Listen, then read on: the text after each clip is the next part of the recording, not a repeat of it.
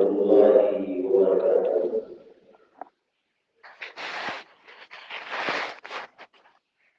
الحمد لله رب العالمين والعاقبة للمتقين والصلاة والسلام على أشرف الأنبياء والمرسلين نبينا محمد وعلى آله وصحبه أجمعين، وبعد. فقال جل وعلا: أعوذ بالله من الشيطان الرجيم. لله ملك السماوات والأرض يخلق ما يشاء يهب لمن يشاء إناثا ويهب لمن يشاء الذكور أو يزوجهم ذكرانا وإناثا ويجعل من يشاء عقيما إنه عليم قدير. 25واں پارہ سورۃ الشورى کی آیت نمبر 49 اور 50، دو آیتیں ابھی آپ کے سامنے تلاوت کی گئی ہیں، جس میں اللہ رب العالمین نے اپنی ایک بہت بڑی نعمت کا تذکرہ فرمایا ہے۔ وہ نعمت اولاد کی نعمت ہے کہ اللہ رب العالمین نے ہم انسانوں کو اولاد کی نعمت عطا کی ہے۔ یہ بہت بڑی نعمت ہے، اس کا کوئی بدل ہے ہی نہیں۔ اگر انسان کے پاس اولاد نہ ہو تو آدمی بہت بے چین رہتا ہے، بلکہ یوں کہہ لیجیے دنیا کی نعمت سے محروم ہونے کی وجہ سے وہ ہمیشہ پریشان رہتا ہے، رنجیدہ رہتا ہے، اور اس کے بس میں جتنا ممکن ہو سکتا ہے دوا علاج کراتا ہے، دعائیں کرتا ہے، کوشش کرتا ہے۔ اللہ رب العالمین کی یہ بہت بڑی نعمت ہے۔ اللہ رب العالمین نے کہا: للہ ملک السماوات والارض، کہا زمین و آسمان یہ سب اللہ کے لیے ہے۔ زمین و آسمان کا خالق اللہ رب العالمین ہے، وہی ان کا مالک بھی ہے۔ اس کے بعد اللہ رب العالمین نے کیا کہا؟ یخلق ما یشاء، اللہ جو چاہتا ہے پیدا کرتا ہے، یعنی اس نے جو چاہا پیدا کیا اور جو نہیں چاہا پیدا نہیں کیا۔ اور اللہ رب العالمین نے زمین و آسمان کو پیدا کیا۔ اس کے آگے اللہ تعالیٰ کہتا ہے: یہب لمن یشاء اناثا ویہب لمن یشاء الذکور، اللہ جسے چاہتا ہے لڑکا عطا کرتا ہے اور جسے چاہتا ہے اللہ تعالیٰ لڑکی عطا کرتا ہے۔ یعنی اللہ رب العالمین جسے چاہتا ہے لڑکا دیتا ہے اور جسے چاہتا ہے لڑکی عطا کرتا ہے۔ یہ اللہ کی مشیت پر ہے۔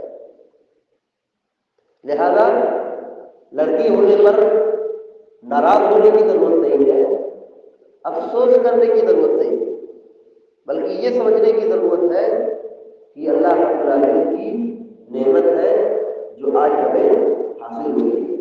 تو اللہ جسے چاہتا ہے اولاد عطا کرتا ہے، لڑکی عطا کرتا ہے، اور جسے چاہتا ہے بیٹا عطا کرتا ہے۔ اور یزوجہم ذکرانا، یا اللہ رب العالمین جوڑا جوڑا عطا کرتا ہے۔ اس کی تشریح بیان فرمائی: او یزوجہم ذکرانا واناثا، اور اللہ جسے چاہتا ہے لڑکا اور لڑکی دونوں عطا کرتا ہے۔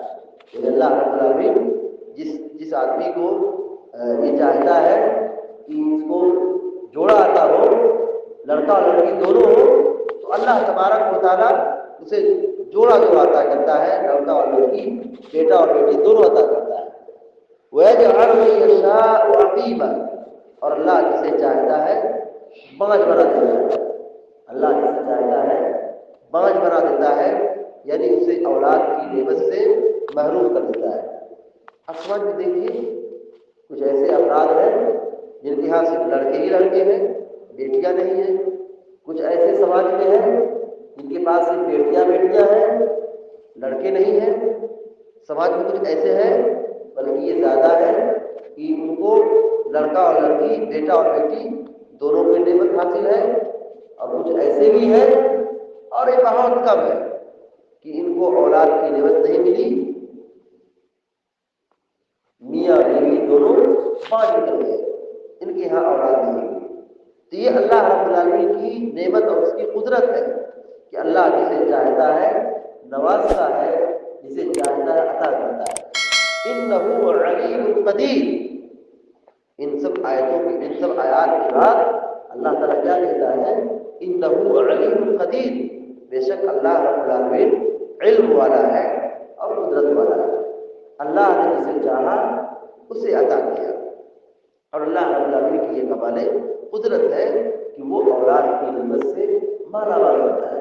اس میں انسان کی بڑی صلاحیت کا کوئی دخل نہیں، اس میں انسان کی طاقت کا کوئی دخل نہیں، اس میں انسان کے ہنر اور علم کا کوئی دخل نہیں، بس یہ اللہ رب العالمین کی قدرت ہے، اور یہ اللہ رب العالمین کی مشیت ہے۔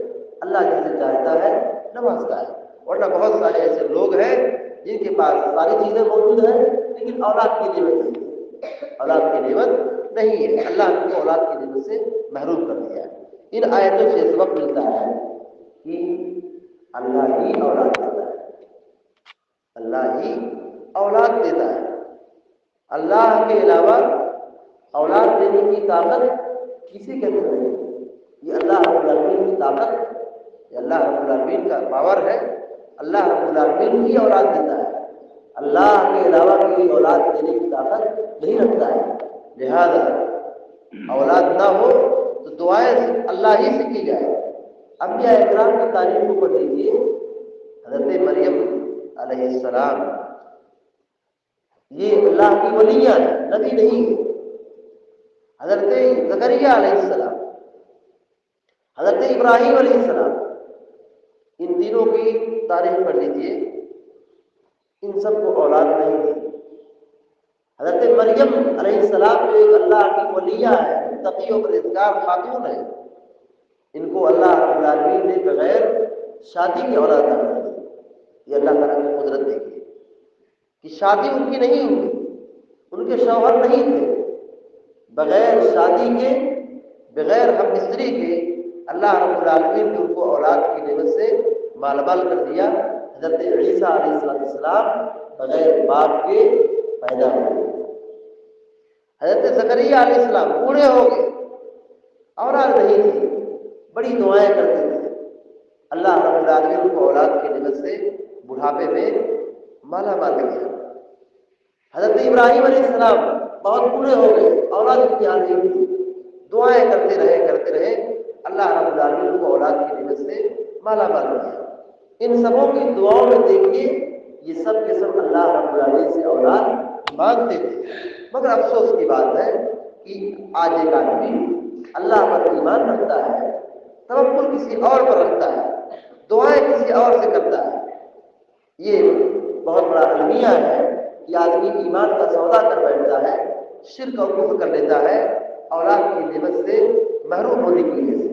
تو اولاد اگر نہ ہو تو آدمی صبر کرے، ایمان رکھے، توکل کر، اللہ پر توکل رکھے اور اللہ سے دعائیں کرے۔